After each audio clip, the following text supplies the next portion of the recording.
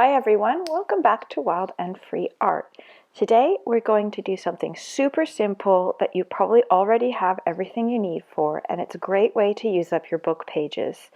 You'll just need your book pages, some stamps and some permanent ink, and some watercolor paints, and scissors, and a ruler, of course. And basically, we're going to turn these into lovely little book pages that you can use to bind into your journals. So the first step is to fold your pages in half. This works especially well with bigger book pages, but you can also do it with smaller ones and make small pages. In this example here, I'm just cleaning up the edges and making it a little bit more even, just to cut out a bit of that white border on the edge of those papers. With this paper, I've decided that rather than cut a straight edge, I'm going to use my decorative tearing ruler just to give it a little bit more interest on the sides. If you don't have a deco ruler, you can just use a normal ruler, or you can hand tear them. It doesn't really matter how you rip them, or even if you want to rip them. So now I've finished preparing, tearing, and sizing my pages. It's time to begin doing the fun part of decorating them. So at this point, what you'll need to do is to pick a stamp that you would like to use, put it on an acrylic block, and ink it up. Try and use a permanent ink on this one because you will be using watercolor on it and you don't want it to run. So when you put your stamp, you're going to want to put it near the edge of the page, but not 100% close to the edge of the page because you're going to be cutting around it afterwards. So here I'm just going to do the stamping on the other pages, and then we can get to work with the painting.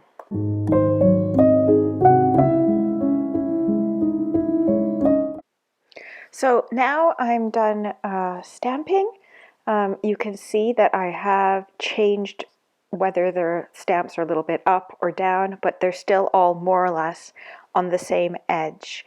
Now comes the fun part of painting. So I found this handy dandy traveler's watercolor set at a secondhand store. Actually, it was practically brand new, and it's got one of those pens that you fill up with water and that have synthetic bristles.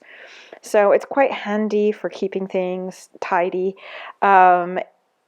when you're painting with watercolors, but any watercolor will do, or colored pencils, any technique you want to use to color in your stamps. So, you know, just enjoy, have fun, and experiment. So basically, I'm just coloring in all of my stamps here and setting them to aside every time I finish one to dry.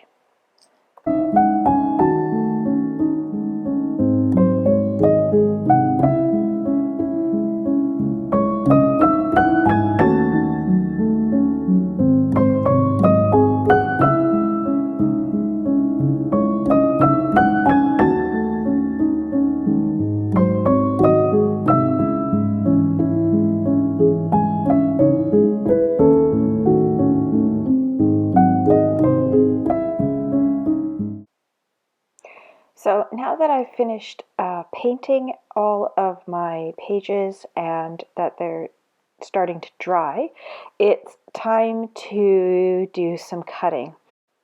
So with this one, I used my scissors just to cut it on the top and bottom, and so I'm going to be cutting with the scissors on this one as well. So basically what you want to do is cut into a straight line right up to your stamp, and then cut around the stamp like as if you were doing a fussy cut until you've cut off the edge of the paper.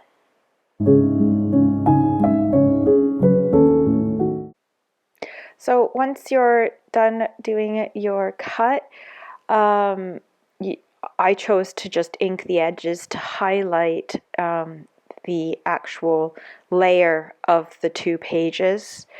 You can also choose not to. I mean, obviously, if you're binding it in a book, there'll be another page underneath it, so you don't have to ink it up. But I enjoyed doing that. But obviously, it's your art, so you can do it how you want.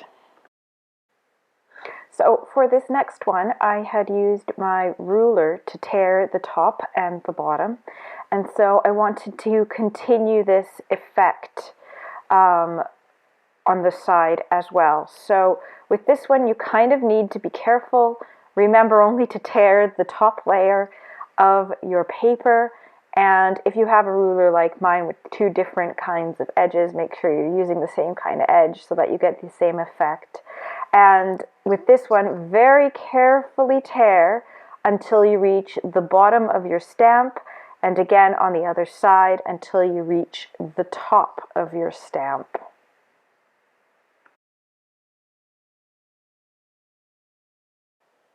And then carefully go around it with scissors, just like you did with the other one.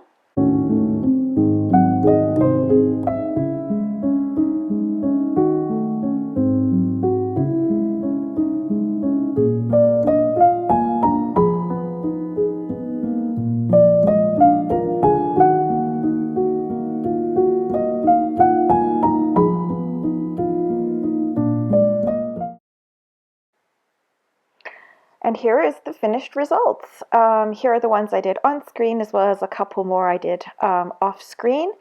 As you can see, they look so nice, and watercolor is very forgiving for people who can't paint or draw like I can, like me. So I hope that you enjoy making these. I would, as always, love to see any makes that you do and share using this technique, and I hope that it has inspired you yet again. If you enjoyed it, please don't forget to like and subscribe to the channel, as every little bit helps. Happy crafting, everyone.